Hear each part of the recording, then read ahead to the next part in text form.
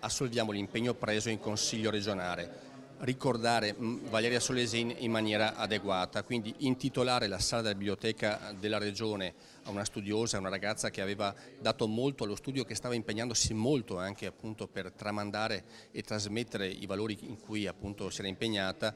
Mi pare il luogo adeguato e assolutamente puntuale per ricordare appunto Valeria Solesin. Il miglior modo per ricordare Valeria Solesin è averle dedicato l'aula di una biblioteca, perché è solo con la cultura, con la ricerca, con la conoscenza che potremo battere il fenomeno del terrorismo e costruire una società libera e di pace. Era una ragazza piena di vita, piena di iniziative, era una grande organizzatrice di picnic, una nuotatrice, una canoista.